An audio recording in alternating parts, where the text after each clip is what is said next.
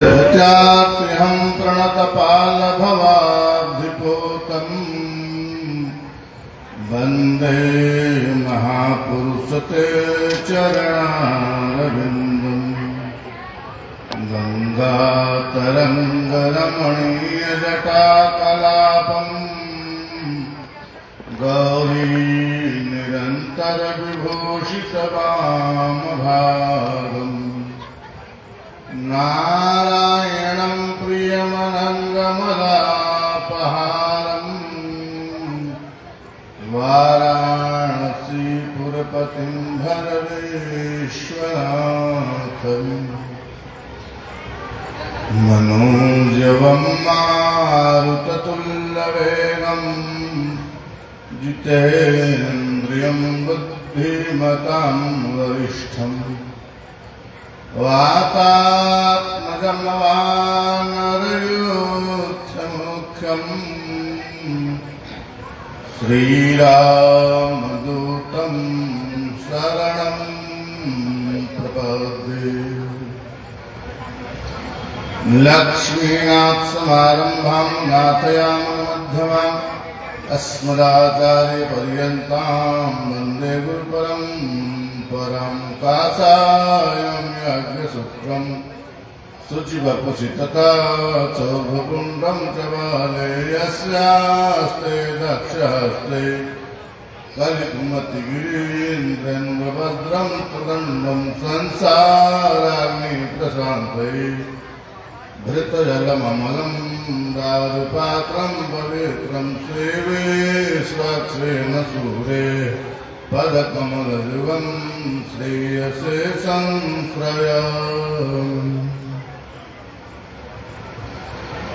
श्री सीताराम चरण कमलानुरागी अच्छे बड़भागी महानुभाव अखंड ब्रह्मांड के नायक आनंद कंद सच्चिदानंद हृदय प्रत्यनेक कल्याण कितान श्वेतर समस्त वस्तु विलक्षण चिद चिद विशिष्ट भगवान श्रीमन नारायण की निरहत की कृपावशात आपके ग्राम नगर शहर में यह दिव्य चातुर्मास व्रत प्रांत श्री लक्ष्मी नारायण महायज्ञ का आयोजन आप समस्त धर्म प्रेमियों के सेवा एवं सहयोग से प्रारंभ किया गया है। बंधुओं, जिस यज्ञ के ब्याज से नाना प्रकार के तीर्थों से चलकर चूड़ांत विद्वानों का आपके नगर ग्राम शहर में पदार्पण होने वाला है, जिनका आशीर्वचन हम समस्त कली की कलेवा बने हुए कलुषित प्राणियों के लिए महा औषधि सिद्ध हो। संत दरस जिन पातक करई, जिनके दर्शन मात्र से हमारा पाप ताप और संताप समस्त नष्ट हो जाते हैं, ऐसे पुण्यात्माओं का प्रादुर्भाव हमारे इस मंच पर होने वाला है। बंधुओं, इसी क्रम में हम लोग श्रीमद् भगवान की कथा श्रवण करते हुए पिछले दिन बड़ा ही सुंदर भगवान रामलला का प्रकाशोत्सव की कथा हम लोगों ने श्रवण किया था। भगवान का जन्मोत्सव की कथा हम लोगों ने श्रवण किया था, जिसमें जीवित पुत्र का व्रत का पालन करते हुए जीवित पुत्र का व्रत की भी कथा हम लोगों ने अंतिम में श्रवण किया था, जिसको जीवतिया कहते हैं। चील्हो सियारों की कथा सुंदर चूल्हे सियारो रहे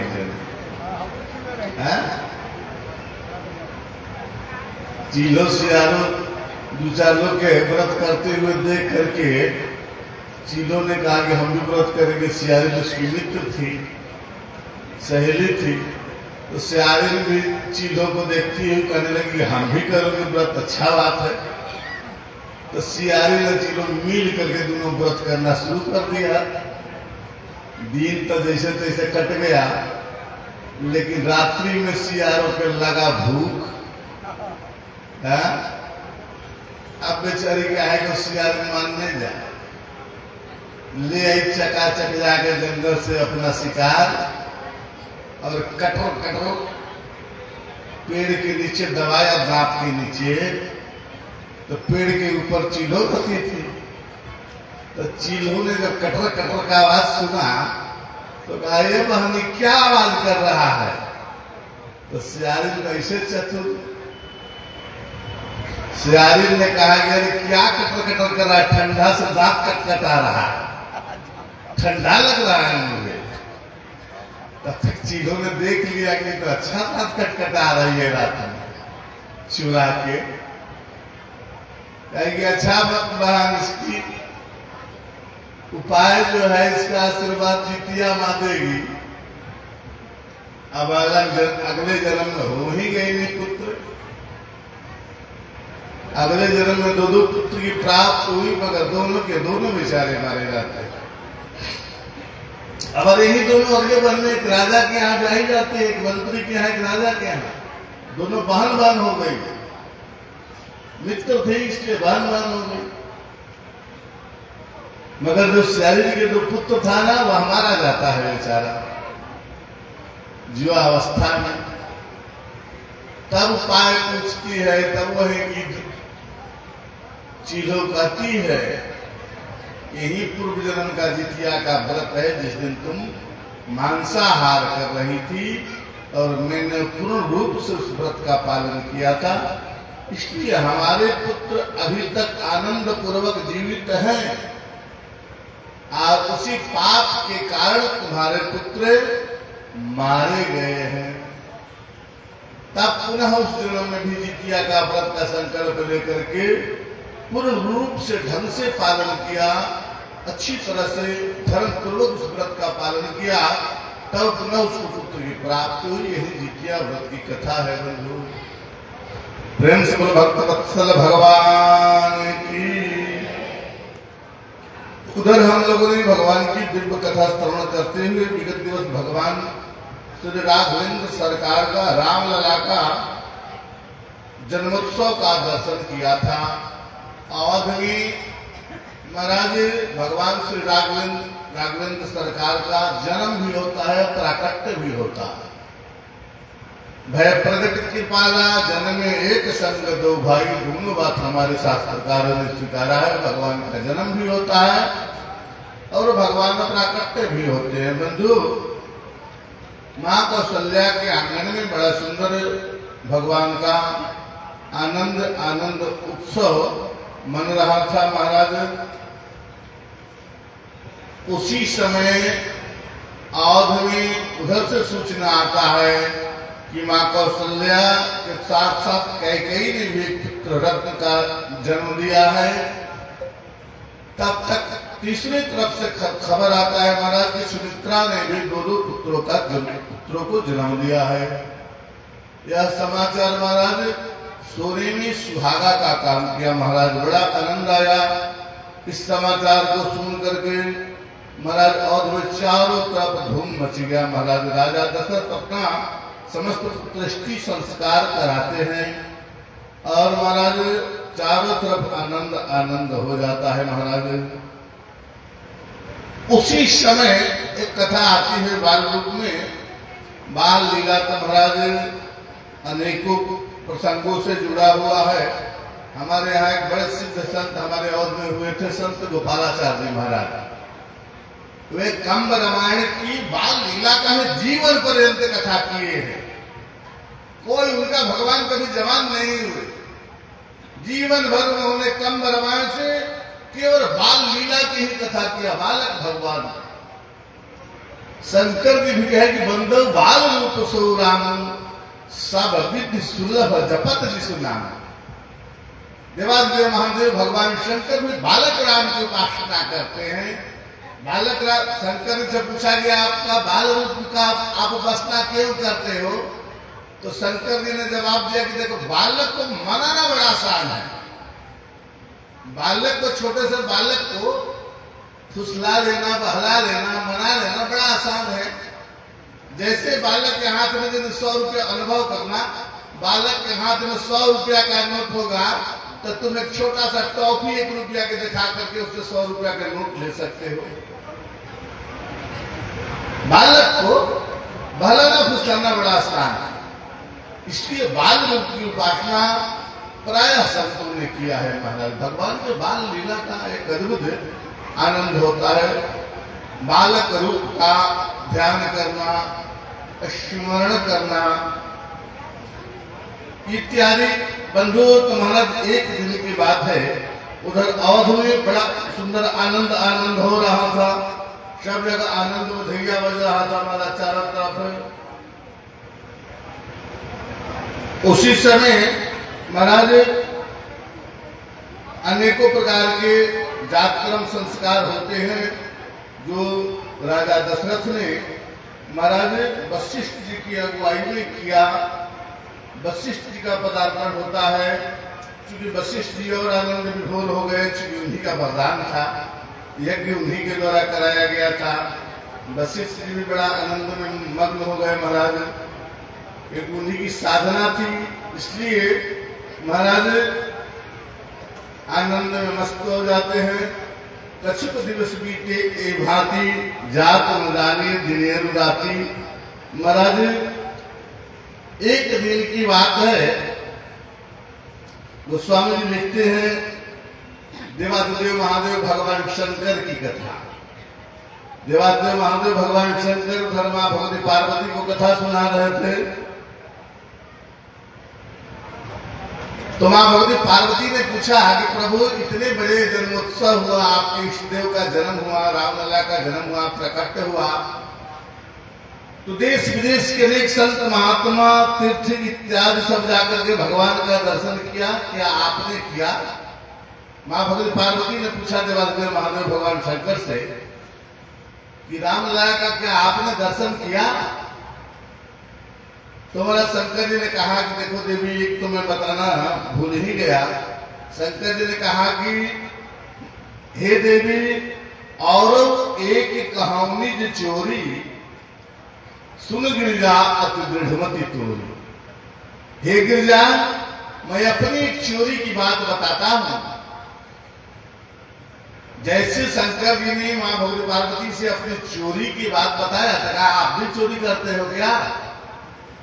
शंकर जी ने कहा करते नहीं, एक बार किया था, बार बार नहीं करते हैं, एक बार किया था। और एक कहानी जो चोरी, हे देवी मैं अपनी एक चोरी की बात बता रहा हूं, सुन गिरिजा अति दृढ़मति तोरी। क्या चोरी किया है आपने? महाराज देवादेव महादेव भगवान शंकर ने कहा कि कहा गे हो सुंदी संग हम दो मनुज रूप जान ही नहीं को। हे देवी, तुम थोड़ा बावरी हो, इसलिए सुन गिरिजा अति दृढ़मति तोरी, इसलिए बात को समझना। और एक कहानी अपनी चोरी की बात बताते हुए देवादेव महादेव भगवान शंकर कहते हैं कि जब रामलला का प्रादुर्भाव हुआ, प्राकट्य हुआ, तो चारों तरफ महाराज तहलका मचिया, हल्ला मचिया, पूरा ब्रह्मांड में सूचना फैल गया। तो सभी लोग जानने लगा महाराज। देवादेव महादेव भगवान शंकर ने कहा कि तब हमसे भी नहीं रहा गया, हम भी अपने कैलाश पर्वत पर डमरू बजाते हुए वहां से निकले, तुमसे मैं नहीं बताया, यही चोरी है। हे देवी, मैं तुमसे उस समय बताया नहीं, यही मैंने चोरी किया। झूठ बोला कि तुमसे बताया नहीं। अच्छा, जब हम यहां से चले तो कुछ दूर आगे गए तो नीलगिरी पर्वत पर हमारा एक प्रिय चेहरा काग भुसुंडी जी रहा करता था। काग भुसुंडी जी ने हमको देखा तो बड़ा आदर पूर्वक आकर के बाबा के चरणों में प्रणाम किया और पूछा, गुरुदेव कहाँ जा रहे हो? तो शंकर बाबा ने कहा कि हमारे इष्टदेव का जन्म हुआ। कहाँ? अयोध्या में। अयोध्या में हमारे इष्टदेव भगवान श्री रामलला का जन्म हुआ है, प्राकट्य हुआ है, जा रहा हूं मैं उनका दर्शन करने। तब तो काग भुसुंडी जी भी ललायित हो गए। वे भी कहने लगे कि बाबा हम भी चले क्या? शंकर जी ने कहा चलो, वहां क्या दिक्कत है, चलो। अब आया लोग श्रीधाम अवध में आया लोग, तो मां कौशल्याम्बा राजा दशरथ के तक कितना प्रयत्न के बाद बुढ़ापे में यह पुत्र रत्न की प्राप्ति हुई थी, रामलला की प्राप्ति हुई थी। और देवादिदेव महादेव भगवान शंकर अपने भूत प्रेत और सांप बिच्छू के साथ रहते हैं, आप तो जानते हो। तो शंकर जी की वह स्वरूप को देख करके अवधवासियों ने उनको स्वीकृति नहीं दी, राजमहल में एंट्री नहीं मिला, राजमहल में प्रवेश नहीं मिला। शंकर जी को वहां के दरबानों ने रोक दिया है, बाबा फक्कड़ कहां घुसे जा रहे हो, जानते नहीं है वीआईपी महाराज रास्ता है, राजमहल है, आओ जब पहले चेक चाक करे तुमको। अब शंकर जी के चेक करे तो कहीं सांप कहीं बिच्छू क्या निकलता है शंकर जी के पास। अब सांप बिच्छू देखकर जब दरबान डर जाता है तो महाराज वो छोटा सा राजमहल में लला की क्या दशा हो। लोगों ने पूछा कहां जा रहे हो, तो कहा कि लला का दर्शन करने के लिए। शंकर जी से दरबानों का खबरदार, तुम यहां से निकलो बाहर, नहीं एंट्री मिलेगी तुमको। अब शंकर जी का भूषण जी दोनों बड़ा उदास है, अब क्या करें, वहां तो राजमहल में एंट्री नहीं है, क्योंकि कितना भयंकर वेश है शंकर जी का कि कोई अच्छा खस्ता आदमी देखे तो डर जाए, बात बच्चा है। अब शंकर जी जाकर के और वहां अनशन पर बैठ गए, सरजू के तट पर, सरजू के तट पर अनशन करके बैठ गए महाराज। अभी भी जाओगे ना तो देवादिदेव महादेव भगवान शंकर का बड़ा सुंदर मंदिर बना है महाराज, नागेश्वर नाथ के नाम से जाना जाता है। वहां अयोध्या में सरजू के तट पर वह मंदिर है। तो महाराज शंकर जी अनशन करके बैठ गए, न खाएंगे न पानी पिएंगे न अन्न खाएंगे, कुछ नहीं, भूखे प्यासे। महाराज 2 दिन 4 दिन व्यतीत हुआ तब भगवान से नहीं रहा गया। यह लीला दोनों अवतार में होता है, कृष्णावतार में भी और रामावतार में। बहुत सारा ऐसी लीलाएं हैं जो कि दोनों अवतार में हुआ करता है भगवान का, कृष्णावतार में भी और रामावतार में भी, दोनों अवतारों में एक सेम लीला हुआ है। तो महाराज देवादिदेव महादेव भगवान शंकर का गोकुंडी के साथ अनशन पर बैठ गए सरजू के किनार पर। आज इधर रामलला का बड़ा चिंता हुआ कि हमारा एक भक्त आया है, हमारा इष्टदेव आया है, हमारा मित्र आया है। शंकर जी के साथ राम जी का कई संबंध है, और सेवक स्वामी सखा सीपी के हित निरुपति सब विधि तुलसी के, सेवक का भी संबंध है, सखा का भी संबंध है और स्वामी का भी संबंध है।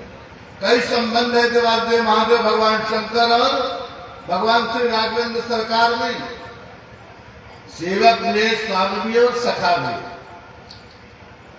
देवादिदेव महादेव भगवान शंकर का अनशन का व्रत देख करके भगवान रामलला को बड़ा बुरा लगा कि अब क्या करें, मैया आगे नहीं देती है। और भोले बाबा उधर अनशन व्रत किया, अरे कै दिन व्रत किया जाए, कै दिन बिना खाए पिए रहा जाए। भगवान भी बेचैन हो गए अपने सखा अपने मित्र से मिलने के लिए, तो कोई उपाय नहीं सूझा। तो भगवान कह के रुको बताते हैं मैया को। अब मैया के सामने भगवान नखड़ा कर दिए, केवल रोए जा रहे, केवल रोए जा रहे, न स्तनपान कर रहे हैं न स्नान कर रहे हैं। भगवान रामलला केवल रोए जा रहे, रोने लगे केवल।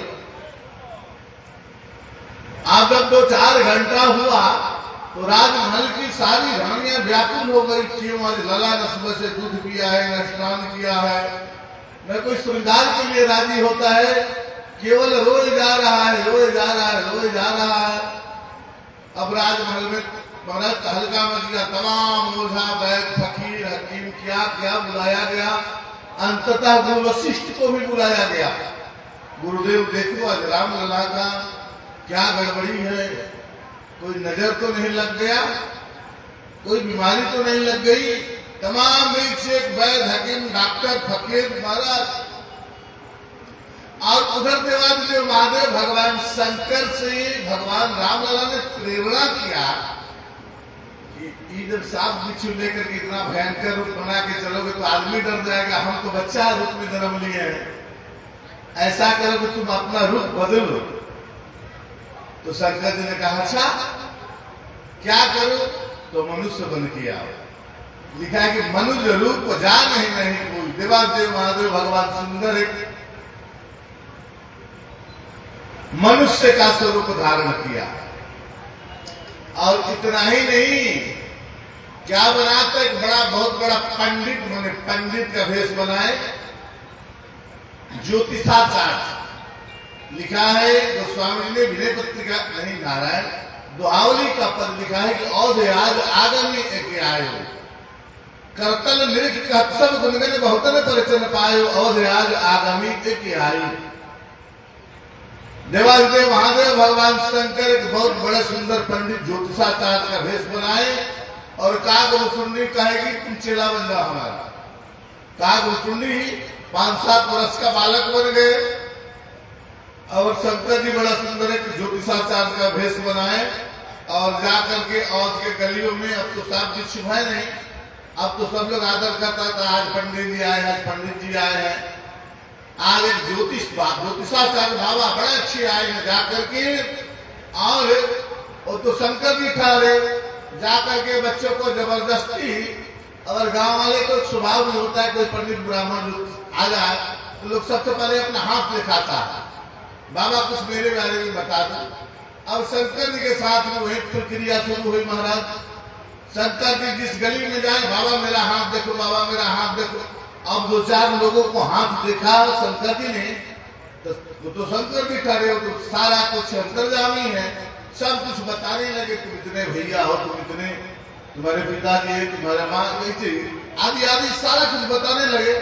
तो महाराज शंकर जी को सब लोगों ने मान लिया, गरीब आज तो बहुत बड़ा ज्योतिषाचार्य है, सब कुछ बता दे रहा है, सब कुछ बक नहीं रहा है, सब कुछ।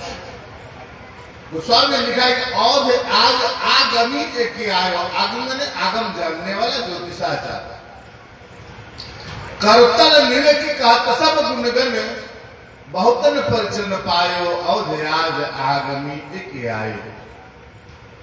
हाथ देख करके महाराज वह सब कुछ अपने आप बिना देखे समझे सब कुछ बता दे रहा है, ये कौन है, क्या है, उनके मैया का नाम क्या है, उनके पप्पा का नाम क्या है, महाराज सब कुछ बता दे रहा है। यह करतल निरीक्ष सब गुणगण बहुतन परिचन पायो और आज आगमी एक आयो। और आज एक आगम बने, आगे की बात जानने वाला एक आदमी आया है महाराज, और उसके साथ में एक छोटा सा बालक भी है। संग शिष्य सुनत कौशल्या। आप ये तो समाचार महाराज गांव में फैल गया कि आज हमारे गांव में एक बड़ा सुंदर पंडित जी आए हैं, ब्राह्मण देवता आए हैं, वह हाथ देख करके सब कुछ बता देने वाले ब्राह्मण हैं। और आज आगमी एक आयो करतल निरीक्ष सब गुणगण बहुतन परिचन पायो और आज आगमी एक आयो।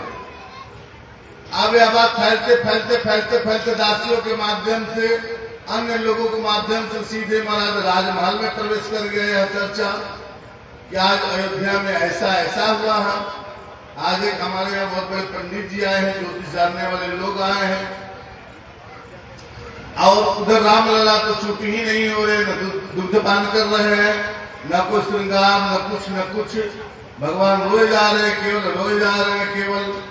अब रोते रोते बहुत देर हो गया तो संग शिष्य सुनत कौशल्या भीतर भवन बुलायो और आज आगमी एक आई। अब शंकर जी के बारे में जब राजमहल में समाचार गया तो मां कौशल्या बेचैन थी, तमाम बैल हकीम फकीर बुला बुला करके थक गई, कोई फायदा नहीं हो पाया, भगवान स्वस्थ नहीं हो पाए, स्तनपान नहीं कर पाए। तब महाराज दासियों के द्वारा महाराज शंकर जी को कहा गया कि चलो राजमहल में। कौशल्या ने कहा कि जिस प्रकार से मेरा लला ठीक हो जाए वह उपाय करे।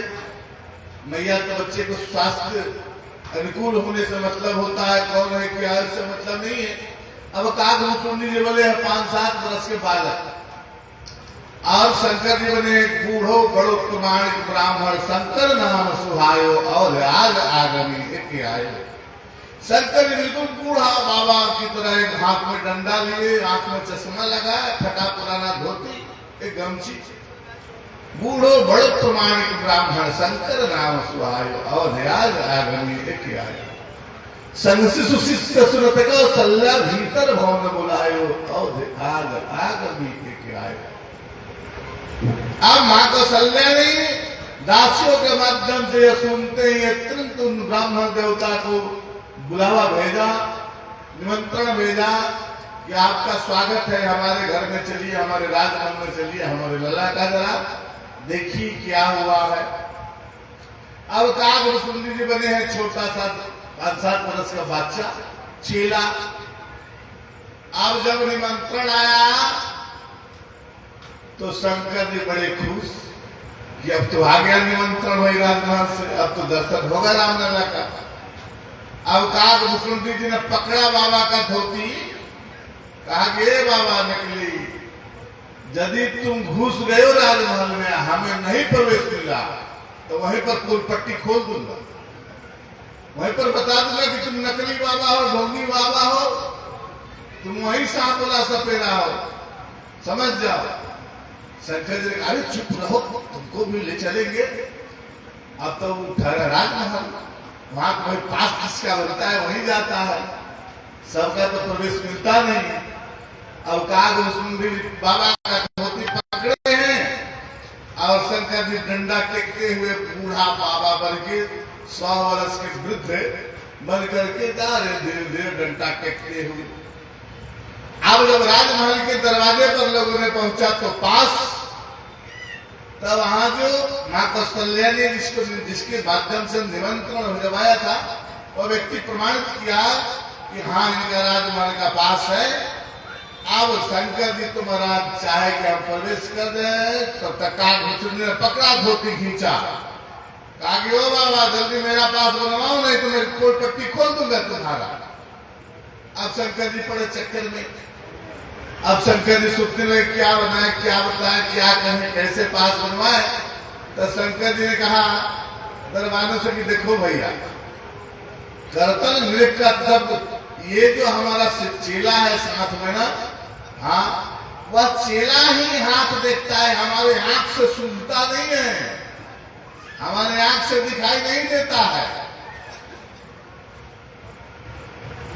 यह रेखा देखता है और रेखा देख करके रेखा मुझे बताता है, तब मैं उसका गुणगान करता हूं। अब इस बहाने से चेला का भी पास बन जाता है बंधु। कागभूषुंडी का भी पास बना और देवादेव महादेव भगवान शंकर के साथ कागभूषुंडी जी को भी एंट्री मिल जाता है महाराज राजमहल में। अब दोनों व्यक्ति गुरु चेला प्रवेश करते हैं राजमहल में। जैसे ही देवादेव महादेव भगवान शंकर के पास मां कौशल्या अम्बा छोटे से लला को अपने गोद में रख करके आंचल से ढक रखी है, सारा बदन दिखाना नहीं चाहती है, क्यों? क्योंकि ऐसे न नजर लग जाए। चौथेपन का पुत्र बड़ा प्रिय होता है, इसलिए कौशल्या जी अपनी आंचल से छुपा रखी है रामलला को, मगर भगवान रो रहे। लेकिन शंकर जी जैसे एंट्री किए राजमहल में और मां कौशल्या ने लाया आंचल से ढका हुआ रामलला को, तो शंकर जी मन ही मन प्रणाम किए। वैसे ही रामलला चुप हो गए महाराज, लला का रोना धोना बंद हो गया, बेचैनी खत्म हो गई। अब कौशल्या का विश्वास हो गया कि अरे हम तो कोई जादूगर है, ये तो कोई सक्सेसफुल महात्मा है, इसकी आगमन से हमारा लला चुप हो गया। अभी तक कितने डॉक्टर गए, हकीम आए गए, वशिष्ठ इत्यादि महर्षि लोग भी आया, गाय के कोचों से झाड़ा भी लगवाया, मगर ये बात चमत्कार है। अब महादेव दर्शन कराने की, और महिला भगवान राम लला का दिखाना नहीं चाहती, दर्शन कराना नहीं चाहती है। लेकिन अब मजबूरी भी है कि मेरा लला बीमार है, किसी का बच्चा बीमार हो, और वैद्य जैसा कहे वैसा करना ही पड़ेगा। जब भगवान चुप हो गए तो माँ कौशल्या भाव था।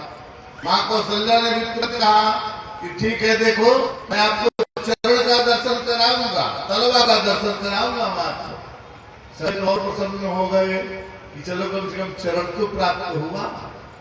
और माँ कौशल्या थोड़ा सा पर्दा हटाती है। प्रेम से बोलो सदगुरुदेव भगवान की, श्री स्वामी महाराज की।